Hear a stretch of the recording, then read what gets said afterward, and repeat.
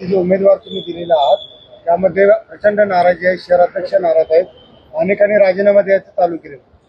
आज पुणे पदवीधर विधान परिषदेच्या जागेच्या संदर्भात महायुतीतील ही जागा राष्ट्रवादी काँग्रेस पक्षाला सुटलेली आहे। मी मनापासून भारतीय जनता पक्षाचे नेते असतील, शिवसेनेचे नेते असतील, या सर्वांचेच आभार देखील व्यक्त करतो।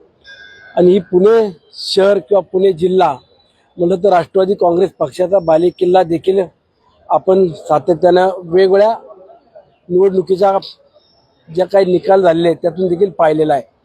आणि स्वर्गीय अजितदादांचा हा पुणे जिल्हा म्हणत असताना आदरणीय फडणवीस साहेब असतील, आदरणीय शिंदे साहेब यांनी देखील एका जबाबदारीनं, विश्वासानं पुन्हा राष्ट्रवादी काँग्रेस पक्षाची जागा हक्काची होती ती जागा देऊ केलेली आहे। आणि आज राष्ट्रवादी काँग्रेस पक्षाकडून महायुतीचे उमेदवार म्हणून विक्रमजी काकडे आणि दुसरे सुनीलजी टिंगरे या दोनही इच्छुक उमेदवारांना अर्ज भरण्याच्या सूचना आमच्या राष्ट्रीय अध्यक्ष त्याचबरोबर पक्षातील प्रमुख नेते मंडळींनी या ठिकाणी निर्णय दिलेला आहे।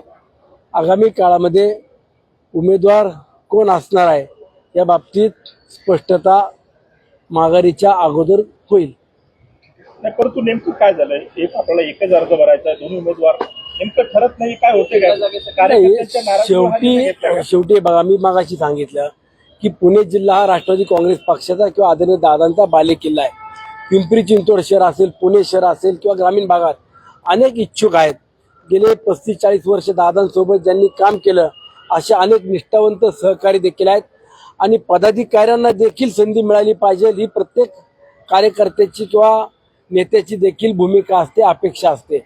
आगामी काळामध्ये आज निर्णय होत असताना अनेकांना संधी मिळाली पाहिजे किंवा अनेकांना इच्छा व्यक्त करत असताना एकालाच कुणाला तरी त्या ठिकाणी संधी देऊ केली जाते।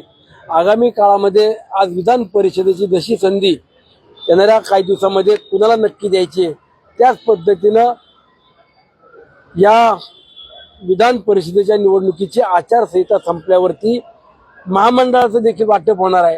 अनेक वेगवेगळ्या कमिट्या आहेत, शासकीय कमिट्या आहेत, त्या बाबतीत देखील कुणाला कुठंतरी वेगळ्या पद्धतीनं संधी देण्याचा निर्णय आजच्या बैठकीत या ठिकाणी झालेला आहे। पंतप्रधानांनी आवाहन केलेलं आहे खरं तर सार्वजनिक वाहतुकीचा, सार्वजनिक गाड्यांमध्ये प्रवास करायचा। मात्र शरकसेब तुम्ही 4-5 कॅनवा घेऊन फिरत आहात, पोलिसांच्या गाड्या तुमच्या बरोबर आहेत, मला वाटत नाही का सरकारी डिझेल खर्च होतो जास्त? कुठल्या गाड्या आहेत तुमच्या पाठीमागे ज्या कॅनवा गाड्या आहेत पोलिसांच्या? आमदारांची गाडी, माझी गाडी, यांची गाडी, आता 3 आमदारांच्या 3 गाड्या आहेत। कॅनवा तुमच्या पाठीमागे 2 ते 3 गाड्यांचा होता। कुठे तुमच्या पाठीमागे होता ना माझ्याकडे? कुठे आमचा नव्हता, तुमचाच होता ना? कुठे? माझी एक गाडी मला पोलीस संरक्षणाची आहे। आता ते संरक्षण का हौशे करता नाही घेतलं आम्ही, त्यांना विचारा पोलिसांना मला काय दिले, काय प्रश्न विचारतात राहून।